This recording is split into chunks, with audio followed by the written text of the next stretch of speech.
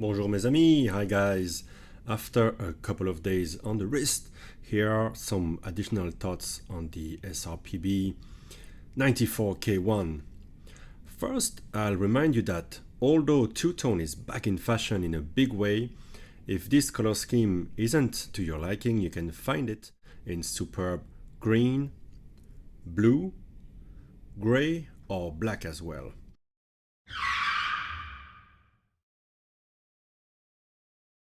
The version I chose is very reminiscent of this two-tone Submariner and a little bit of the Tudor Black Bay. Secondly, let's address two spot-on comments from the first video.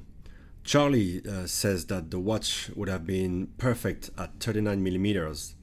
Indeed, this year I am looking forward for the summer to put my hands on the Tudor Black Bay 58, which is the much needed slimmed down version of the popular Black Bay, shrunken down to 39mm and in a classic black color.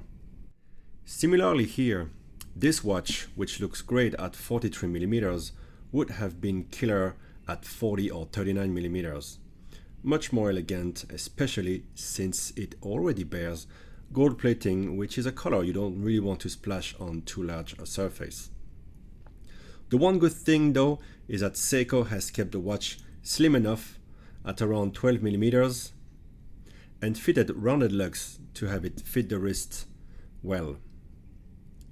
I was always put off by the Black Bay's fat case personally. Second comment, viewer Nick rightfully noted that the folded MT end links are a disgrace. If you've ever tried to get those off or even worse back on, you'll know that these can drive you insane. Although to Seiko's credit, you have drilled lug holes on this watch, which will help the process somehow. Visually, with the watch on, they are no problem, and I guess it's not the crime of the century to see those here if it helps keeping the cost down.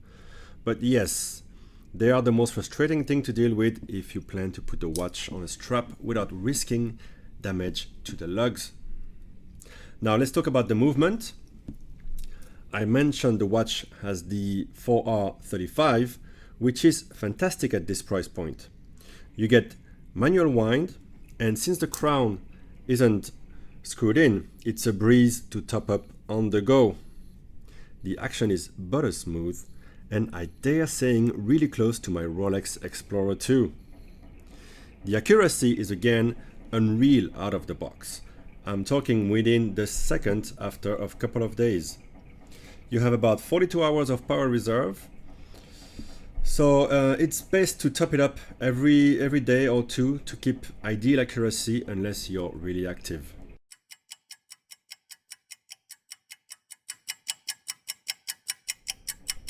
When putting the crown to the second click to set the time, I also love that there is no backlash on these Seiko calibers. As you can see, the second hand has stopped, and when you set the time and push the crown back in, the minute hand will start going immediately. You can pay thousands and have a real hard time setting the time on expensive watches, as the minute hand will go all over the place when pushing the crown back in, or simply not start running right away when re-engaging. You then have to learn the idiosyncrasies of all the timepieces. For example, a Valjoux 750 base needs to be brought forward 10 minutes, then back to the time you want to set to avoid backlash. With Seiko, everything is spot on in that regard, and that's something we take for granted, but I can really appreciate it. Also, turning the minutes hand is fast, unlike some other brands' calibers. Although this is not a certified diver's watch, the water resistance of 100 meter is perfectly fine for swimming and sufficient for me.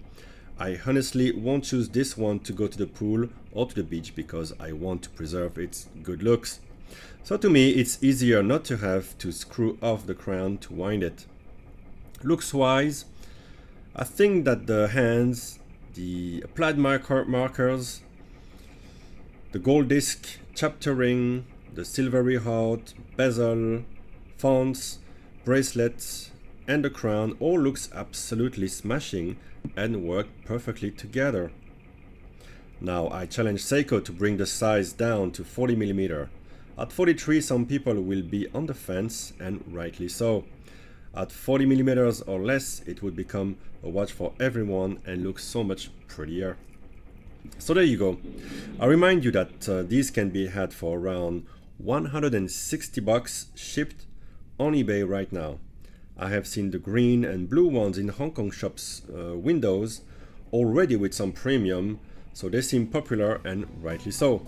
They do look the part and the performance is there. Alright guys, speak to you in the next one. Bye bye.